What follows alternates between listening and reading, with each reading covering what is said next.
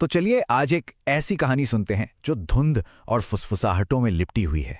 एक ऐसी जगह की कहानी जहां की खामोशी भी बहुत कुछ कहती है। कहानी की शुरुआत होती है एक गांव से और उस गांव के बीचों बीच खड़ा था एक 100 साल पुराना स्कूल। सोचिए, एक ऐसी इमारत जिसने ना जाने कितनी पीढ़ियों को देखा होगा और अब वो सिर्फ अपनी यादों के साथ अकेली खड़ी थी। देखिए, ये कोई ऐसा वैसा स्कूल नहीं था। इसकी एक पहचान थी, लेकिन अच्छी वजहों से नहीं। सालों से इसके दरवाजों पर ताला जो लटका हुआ था और गांव वाले कहते थे कि रात होते ही इसकी दीवारों से अजीब अजीब सी आवाजें आती हैं। बच्चे तो खैर उसके पास फटकने से भी डरते थे। अब हर कहानी में कुछ बहादुर लोग तो होते ही हैं।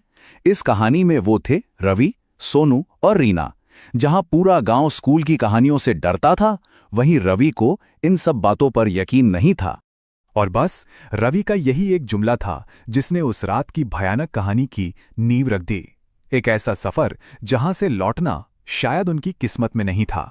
तो जैसे ही घड़ी ने रात के 12 बजाए, वो तीनों स्कूल के उस पुराने जंग लगे गेट के सामने खड़े थे और इससे पहले कि वो उसे छूते भी, गेट एक डरावनी आवाज के साथ अपने आप ही खुल गया, मानो वो उनका ही इंतजार कर रहा हो। अंदर का नजारा तो और भी भयानक था। घना निगल जाने वाला अंधेरा। और यहीं से कहानी ने एक ऐसा मोड़ लिया जहां मजाक हकीकत में बदलने वाला था। तभी उस भयानक खामोशी को तोड़ते हुए एक क्लासरूम से बच्चों के कुछ पढ़ने की बहुत ही धीमी धीमी आवाज आने लगी। रीना ने कांपती हुई आवाज में पूछा, जिसका जवाब किसी के पास नहीं था। उन्होंने हिम्मत जुटाई और उस क्लासरूम का दरवाजा खोला, पर सामने जो दिखा वो और भी ज्यादा डरावना था। कमरा बिल्कुल खाली था। वो सारी आवाजें अचानक बंद हो गईं और एक अजीब सा सन्नाटा पसर गया।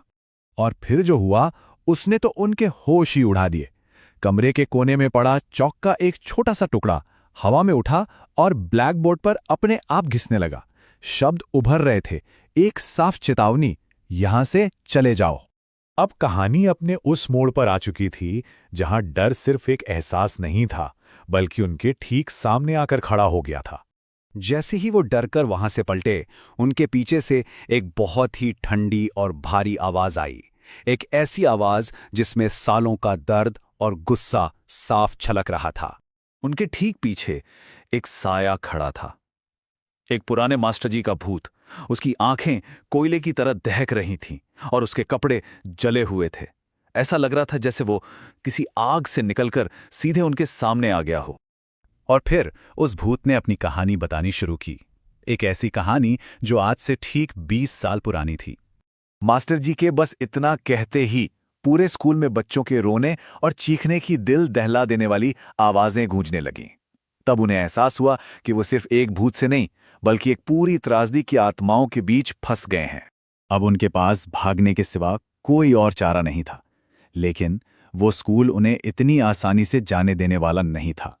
वो गेट की तरफ भागे, पर उनके पहुंचने से ठीक पहले गेट एक जोरदार धड़ाम की आवाज के साथ बंद हो गया। वो अब उस भूतहा स्कूल में पूरी तरह कैद हो चुके थे। उसी भगदड़ में रवि का पैर किसी चीज से टकराया।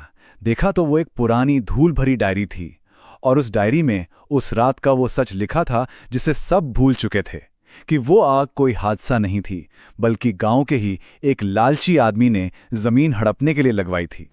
और सबसे हैरान करने वाली बात यह हुई कि जैसे ही रवि ने उस डायरी में लिखा सच पढ़ा, वो बंद गेट अपने आप खुल गया।